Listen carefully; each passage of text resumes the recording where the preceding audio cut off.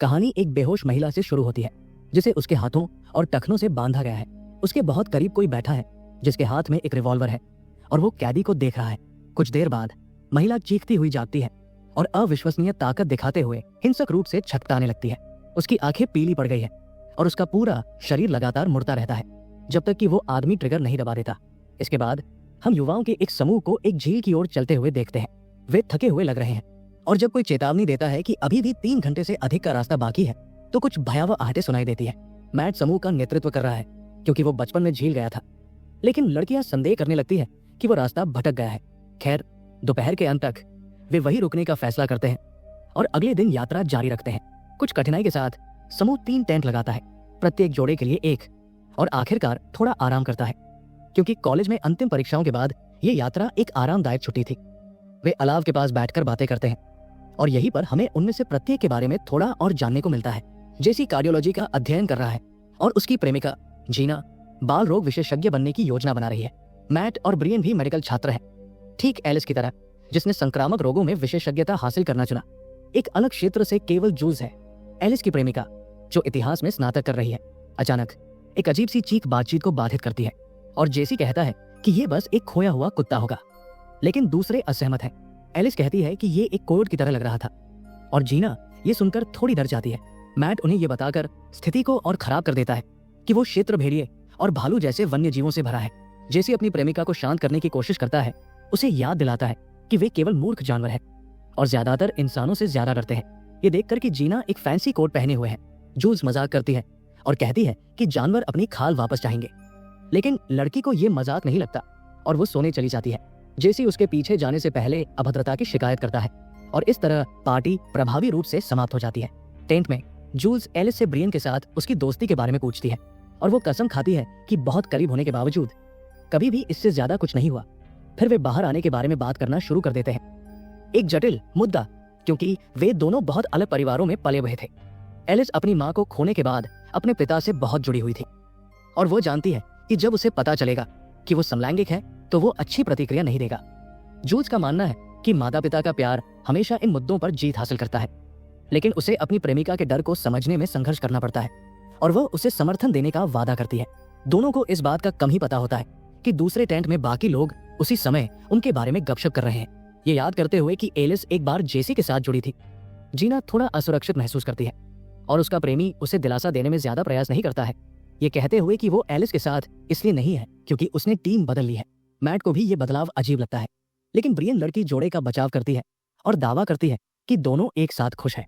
Romance की बात का फायदा उठाते हुए मैट उसे एक सगाई की अंगूठी देता है और वो इस प्रस्ताव से भावुक हो जाती है, तुरंत स्वीकार कर लेती है। इसके तुरंत बाद वो कहता है कि उसे एक पल के लिए एक पेड़ के पास खुद को राहत देने के लिए दूर जाने की जरूरत है। क्योंकि रात बहुत शांत है, इसलिए किसी भी हलचल को सुनना आसान है और इस कारण से जब अंधेरे से एक गंभीर आवाज आने लगती है तो मैट उच्च सतर्कता पर आ जाता है। तभी एक मानवीय प्राणी चारों पैरों पर दौड़ता हुआ आता है और इतनी तेजी से उस पर कूदता है कि उसे मदद के लिए चिल्लाने का समय भी नहीं मिलता। ब्रियन अभी भी अंगूठी की प्रशंसा कर रही है जबकि उसका मंगेतर हमला कर रहा है। प्राणी उसे जमीन पर गिरा देता है और उसकी आंतें फाड़ देता है, जबकि युवक अभी भी जीवित है। कुछ मिनटों के बाद ब्रियन देरी को लेकर चिंतित होने लगती है और ये देखने के लिए लालटेन लेकर बाहर निकलने का फैसला करती है कि क्या मैट पास में है, शिविर स्थल से ज्यादा दूर नहीं। वो ये देखकर पूरी तरह से चौंक जाती है कि एक राक्षस युवक के अवशेषों को खा रहा है। उसका खून जम जाता है जब वो देखती है कि प्राणी ने उसकी उपस्थिति को भी नोटिस कर लिया है और जब भयानक मुस्कान घूमती है तो ब्रियन अपनी चीखों को रोक नहीं पाती है। वो निराशा में लालटेन गिरा देती है और वापस भाग जाती है। दूसरे 4 तुरंत उठ जाते हैं, अपने दोस्तों की चीखों से घबराकर, और उन्हें खोजने के लिए अपनी लालटेन उठा लेते हैं। जेसी और एलिस अंततः ब्रियन को जमीन पर बेहोश घायल चेहरे के साथ पाते हैं, लेकिन फिर भी जीवित। एलिस कहती है कि उसे अभी अस्पताल ले जाने की जरूरत है और जेसी अशिष्टता से जवाब देता है, उसे याद दिलाता है कि वे कहीं बीच में है। फिर जूल्स गिरी हुई लालटेन को देखती है और जब वो उसे उठाती है तो वो मैट के बचे हुए हिस्से को रोशन करती है। दृश्य से स्तब्ध होकर युवा ब्रियन को एक टेंट में ले जाते हैं और एलिस जेसी से दोस्त की चीजों में फर्स्ट एड किट खोजने के लिए कहती है। जीना बहुत घबरा रही है क्योंकि जिस चीज ने जोड़े पर हमला किया था वो किसी भी समय वापस आ सकती है। एलिस अपनी प्रेमिका को चेतावनी देती है कि वो रात भर ब्रियन की देखभाल करेगी और उसे दूसरे टेंट में सोने के लिए कहती है। जूल्स थोड़ी परेशान लगती है, लेकिन फिर से बिना शिकायत के आज्ञा मानती है और मैट के टेंट में अकेली रहती है, जो बिना किसी को जाने बाहर उठ रहा है। अगले दिन एलिस एक अजनबी की आवाज से जागती है जो उसके दोस्तों से बात कर रहा है। उसका नाम बिल टैलॉट है और वो पास में एक अलग थलग केबिन में रहता है जहां उसके पास आपातकालीन आपूर्ति की एक श्रृंखला है। वो ब्रियन को वहां ले जाने का सुझाव देता है और युवा उसे प्रस्ताव के लिए धन्यवाद देते हैं, उसे ले जाने में मदद करते हैं। एलिस पूछती है कि क्या उसके पास फोन है या पास में कोई रेंजर स्टेशन है, लेकिन टैलॉट बताता है कि वो लोगों से दूर रहने के लिए ही वहां रहता है। अपने केबिन में पहुंचने पर यह तय किया जाता है कि कोई मदद मांगने के लिए सभ्यता तक जाएगा और जूल्स जेसी के साथ जाने की पेशकश करती है। जीना ब्रियन के साथ रहती है जो अब जाग गई है और अपनी शुरुआती विधवापन के बारे में असहाय है। इस बीच एलिस टैलॉट को मैट के शरीर के पास ले जाती है, लेकिन जब वे वहां पहुंचते हैं तो वो अब वहां नहीं होता है और केवल खून का एक बड़ा धब्बा होता है। अविश्वस्त होकर एलिस जोर देती है कि मृत व्यक्ति उठकर जा नहीं सकता था, लेकिन हम जानते हैं कि वास्तव में ऐसा ही हुआ। जब वे केबिन लौटते हैं तो जीना घबराकर बरामदे में होती है और अपनी दोस्त से जल्दी से अंदर आकर ब्रियन को देखने के लिए कहती है क्योंकि उसकी हालत खराब हो रही है। उसी समय जूल्स जेसी के साथ तालमेल बिठाने की कोशिश करती है, जो उसका इंतजार करने में कोई प्रयास नहीं करता। दोनों अचानक रुक जाते हैं जब वे एक मृत खरगोश को एक पेड़ की शाखा से लटका हुआ देखते हैं। ये नहीं जानते कि ऐसा किसने किया होगा। हालांकि बातचीत जल्दी ही एक बहस में बदल जाती है और जेसी स्वीकार करता है कि वो जूल्स से नफरत करता है क्योंकि वो विश्वास नहीं करता कि एलिस वास्तव में महिलाओं को पसंद करती है। बहुत गुस्से में जूल्स लड़के को धक्का देती है और वो एक भालू के जाल में फंस जाता है। वो ये देखकर घबरा जाती है कि उसने क्या किया और माफी मांगती है। उसे अपना पैर मुक्त करने में मदद करने की कोशिश करती है, लेकिन उनमें से कोई भी इसे संभाल नहीं पाता है और उनके प्रयास केवल और अधिक दर्द का कारण बनते हैं। इस रणनीति को छोड़ते हुए जेसी जूल से किसी को बुलाने के लिए कहता है और वो आज्ञा मानती है, भाग जाती है। एलिस ब्रियन की देखभाल करती है जो मरने के बारे में लगातार घबरा रही है और डर रही है। वो अपनी दोस्त को आश्वस्त करती है कि सब कुछ ठीक हो जाएगा और जब बालों का एक गुच्छा ढीला हो जाता है तो अपनी चिंता छिपा लेती है। टैलॉट लड़कियों को चेतावनी देता है कि सूरज पहले ही ढल रहा है, जिसका मतलब है कि जूल्स और जेसी को अब तक लौट आना चाहिए था। जब एलिस और जीना ब्रियन के बारे में बात करती है तो वो चुपचाप कहता है कि लड़की मर रही है, लेकिन जब एलिस उसे दोहराने के लिए कहती है तो वो दावा करता है कि उसने कुछ नहीं कहा। फिर टैलॉट सोने का फैसला करता है और बताता है कि अगर उन्हें जरूरत हो तो वे कंबल कहाँ पा सकते हैं। उसके जाने के बाद एलिस जीना से कहती है कि वो उस पर भरोसा नहीं करती और दोनों पारी में सोने का फैसला करते हैं। अंधेरा हो चुका है और जेसी अभी भी जंगल के बीच में भालू के जाल में फंसा हुआ है, जबकि जूल्स खोई हुई लगती है। वो अपने आसपास की झाड़ियों को रोशन करती है, सही रास्ता खोजने की कोशिश कर रही है, जब उसे एक भयानक आवाज करीब आती हुई सुनाई देने लगती है। एक पेड़ के पीछे दौड़ते हुए उसे उम्मीद है कि ये एक कोयोट नहीं है और झांकने की हिम्मत जुटाती है। वही प्राणी जिसने मैट और ब्रियन पर हमला किया था कुछ ही मीटर दूर जमीन पर झुका हुआ है और ये एक कोयोट से कहीं ज्यादा बुरा है। पूरी तरह से चुप रहने के लिए संघर्ष करते हुए वो जमीन पर लेट जाती है और यथासंभव सबसे छिपे हुए कोने की ओर खिसक जाती है, क्योंकि उस प्राणी ने पहले ही उसकी उपस्थिति का पता लगा लिया है। ये उसके पास आता है और उसी क्षेत्र में खड़ा हो जाता है, चारों ओर देखता है जैसे कि वो शिकार को सूंघ रहा हो, जबकि वह अपनी हाफती सांसों को रोकने के लिए अपना मुंह हाथ से ढक लेती है। एलिस कुर्सी पर ऊँग रही है और कदमों की आवाज से जागती है। ठीक उसी समय जब एक आकृति दरवाजे से गुजरती हुई दिखाई देती है।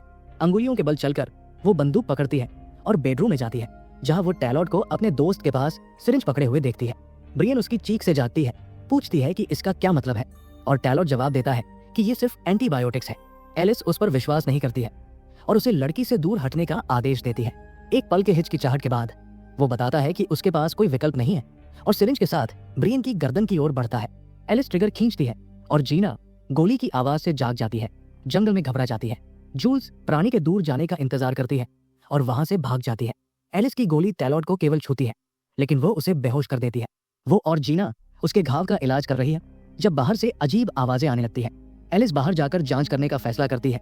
जीना से लगभग धैर्य खो देती है, जो वास्तव में कभी नहीं जानती कि क्या करना है।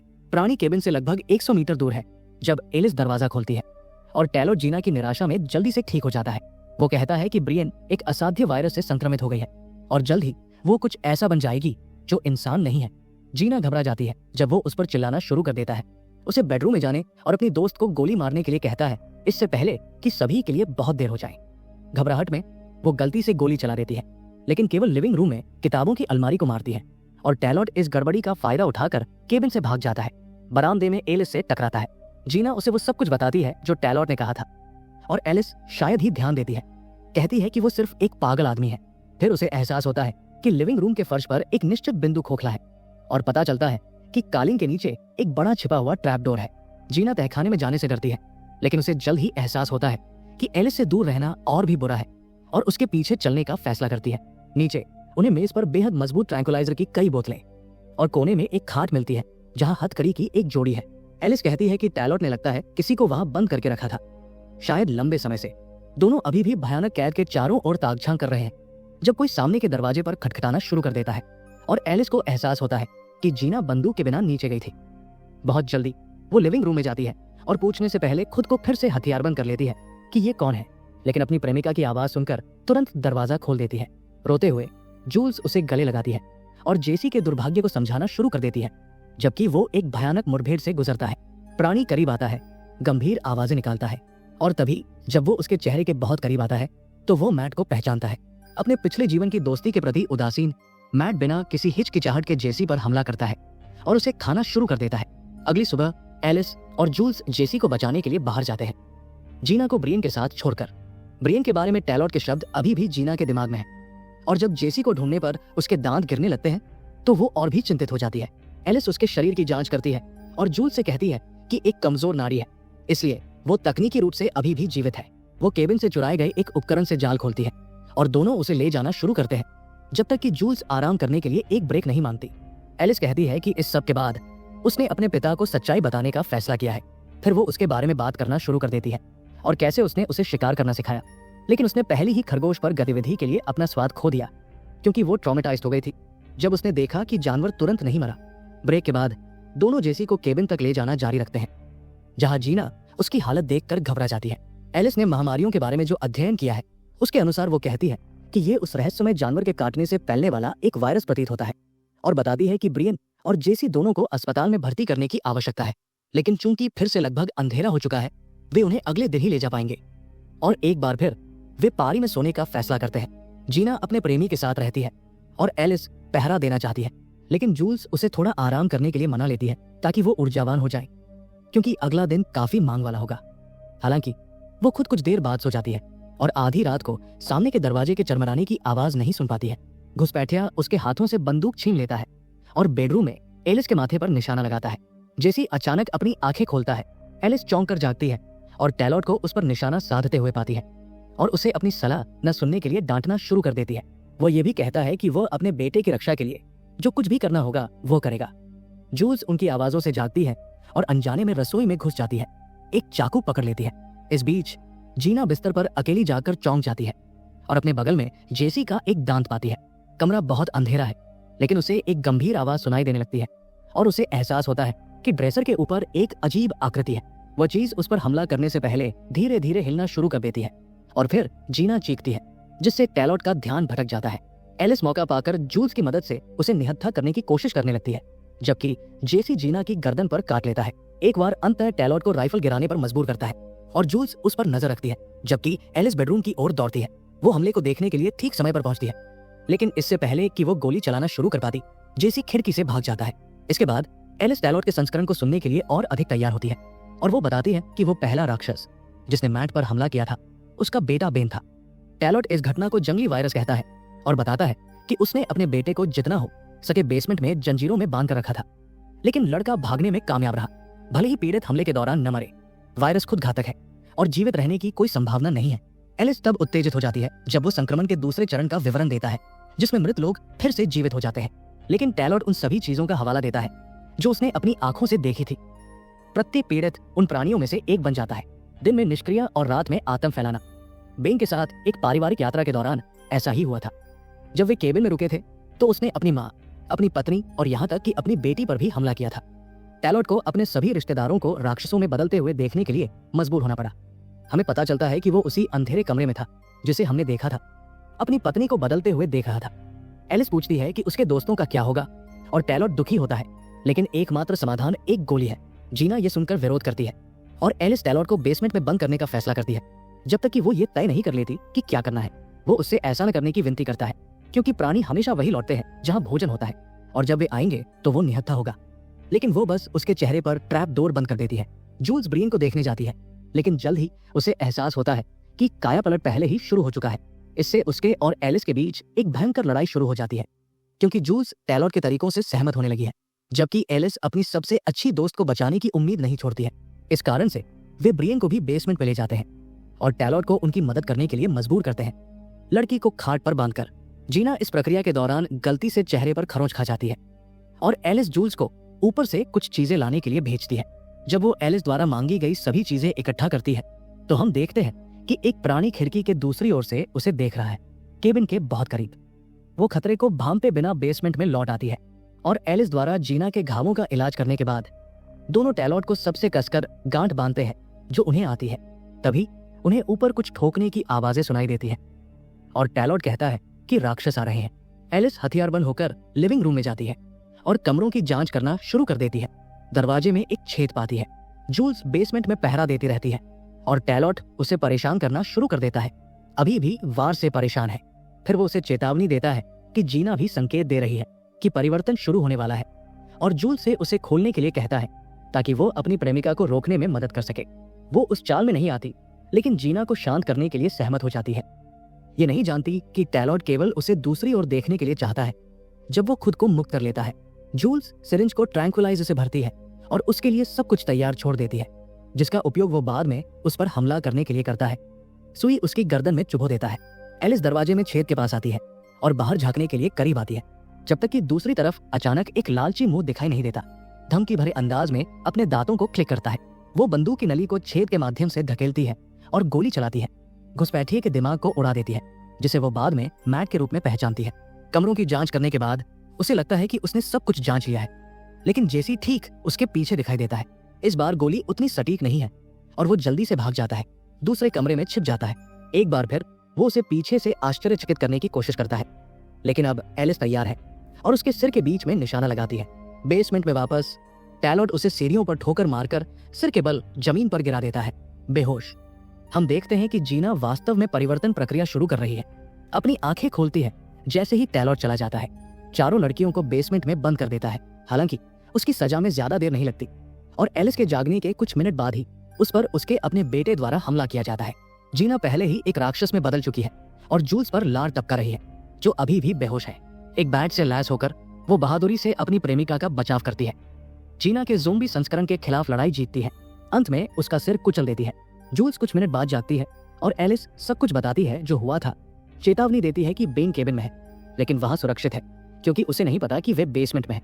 वो मुश्किल से ये कहना खत्म करती है और ब्रियन अपनी पूरी ताकत से चीखती हुई जाती है। एलिस उसे फिर से शांत करने का प्रबंधन करती है, लेकिन नुकसान पहले ही हो चुका है और बेन भूखे गुर्राते हुए फर्श को खरोंचने लगता है। फिर वो कहती है कि जैसे ही वो बेसमेंट में घुस जाएगा वो उसे विचलित कर देगी और जूल से वादा करवाती है कि वो बिना पीछे देखे भागेगी। ट्रैप डोर को ढीला होने में ज्यादा समय नहीं लगता, जिससे ज़ोंबी सीढ़ियों से नीचे गिर जाता है। एलिस बेसबॉल बैट के साथ उस पर हमला करती है और जूल्स तय अनुसार भाग जाती है। जैसे ही लड़ाई में पहली जगह बनती है, एलिस ऊपर दौड़ती है और बंदूक पकड़ लेती है। बेन ठीक पीछे चढ़ता है और ट्रैप डोर से गुजरते ही एक गोली खा लेता है, लेकिन एलिस अपनी जीत का जश्न भी नहीं मना पाती क्योंकि उसे जल्द ही बाहर एक चीख सुनाई देती है। जूल्स को एक प्राणी द्वारा जंगल में पीछा किया जा रहा है और एलिस ठीक हमले के बीच में पहुंचती है। दूर से निशाना लगाने के बावजूद वो दुश्मन को गिराने में सफल रहती है, लेकिन देखती है कि जूल्स भी बाहर लड़खड़ा रही है और ये देखकर तबाह हो जाती है कि उसके पेट पर खरोंच लग गई है। आंसुओं में जूल्स कहती है कि वो ज़ोंबी नहीं बनना चाहती और अपनी प्रेमिका से अपने कष्टों को समाप्त करने के लिए कहती है। एलिस भी रोती है और कहती है कि वो ऐसा नहीं कर पाएगी, लेकिन समझती है कि दूसरा जंजीरों में या शांत होकर नहीं रहना चाहता। तो दोनों भोर तक साथ रहते हैं और एलिस बंदूक जूल्स को सौंप देती है, दूर हट जाती है ताकि वो दृश्य की गवाह न बने। वो दूर से गोली की आवाज सुनकर काम जाती है और फिर केबिन के बेसमेंट में उसी समय शहर तक चलने के लिए अपनी ताकत जुटाती है। ब्रियन फिर से जाग रही है।